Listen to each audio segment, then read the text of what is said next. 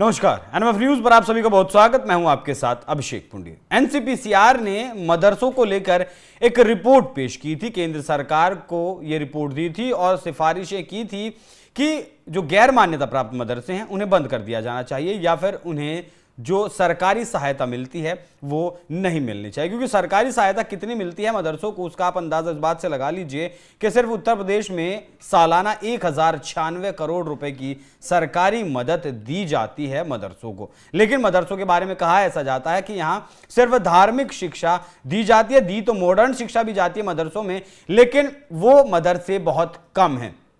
कम से मतलब है, अगर आपके यहाँ 100 मदरसे हैं तो उनमें से एक इक्का दुक्का मदरसे ऐसे होंगे जहां मॉडर्न एजुकेशन दी जाती है। लेकिन अब इस सिफारिश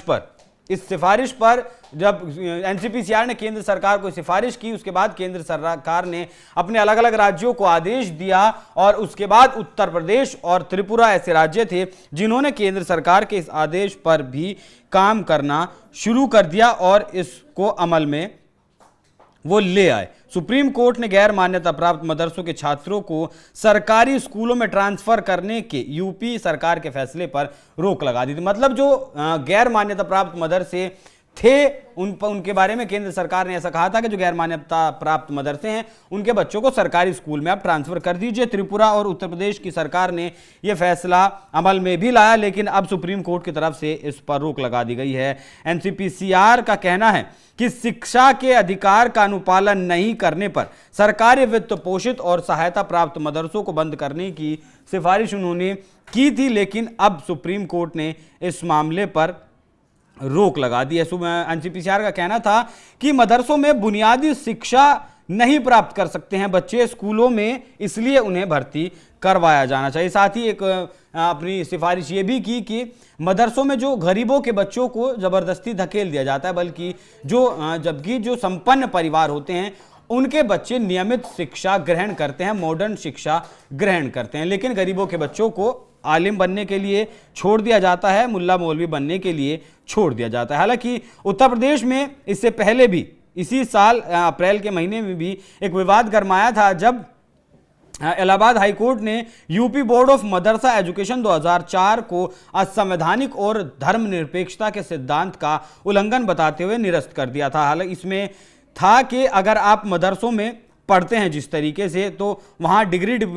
स्कूलों में पढ़ते हैं तो डिग्री डिप्लोमा मिलता है, लेकिन मदरसा बोर्ड के तहत कामिल नाम से अंडर ग्रेजुएशन, फाजिल नाम से पोस्ट ग्रेजुएशन की डिग्री दी जाती थी और साथ ही 10वीं क्लास को आलिम, 12वीं क्लास को आलिम और मुंशी मौलवी 10वीं क्लास की डिग्री दी जाती थी, जो कि जो असल डिग्री, जो नियमित शिक्षा की डिग्री है उसके बराबर उस डिग्री को माना जाता था। ये इस फैसले पर, इस एजुकेशन पर रोक लगाई गई थी हाईकोर्ट के द्वारा, लेकिन उस पर भी सुप्रीम कोर्ट के द्वारा फिर उस फैसले पर स्टे लगा दिया गया और रोक लगा दी गई कि हाईकोर्ट का जो फैसला है वो मान्य नहीं होगा। यहां सुप्रीम कोर्ट में जो सुनवाई हुई थी उसमें सिंघवी साहब दलीलें दे रहे थे मदरसा बोर्ड की तरफ से, जिसमें चुनौती दी गई थी। उन्होंने कहा था कि मदरसे 120 साल से चल रहे थे, अचानक अगर रोक लगाई जाएगी तो 17 लाख बच्चे प्रभावित होंगे। मॉडर्न सब्जेक्ट जरूर पढ़ाए जाते हैं मदरसों में। और दलील ये भी उन्होंने दी थी कि हरिद्वार और ऋषिकेश में बहुत प्रसिद्ध गुरुकुल हैं और वो भी धार्मिक शिक्षा देते हैं, क्या वहां की डिग्री भी बंद कर दी जाएगी? जिस पर सरकार की तरफ से कहा गया था कि इस कानून को रद्द होने का एकमात्र असर ये होगा कि मदरसों को कोई सरकारी सहायता नहीं मिलेगी। यूपी सरकार की ओर से ये कहा गया था कि किसी भी मदरसे को बंद नहीं किया जाएगा। उन्होंने बताया कि सरकार हर साल मदरसों को 1096 करोड़ रुपए की सहायता देती है, लेकिन मदरसों के लिए कहीं ना कहीं सुप्रीम कोर्ट की नजर में अब एक नरम रुख देखा जा रहा है, क्योंकि मदरसों से बहुत सारी ऐसी तस्वीरें, वीडियोज निकलकर सामने आती हैं जहां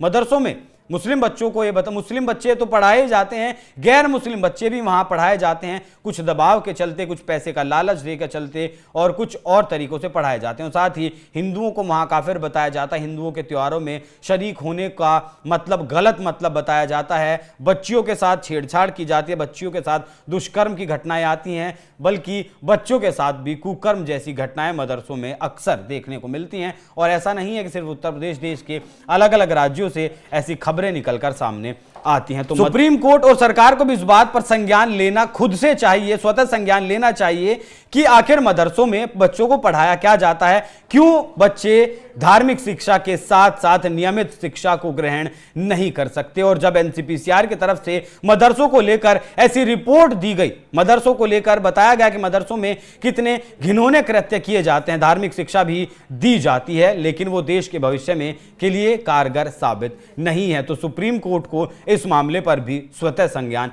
लेना चाहिए। बाकी एनसीपीसीआर ने जो कुछ कहा और सुप्रीम कोर्ट ने जो कुछ कहा, उस पर क्या है आपकी राय, कमेंट कर हमें जरूर बताएं। धन्यवाद।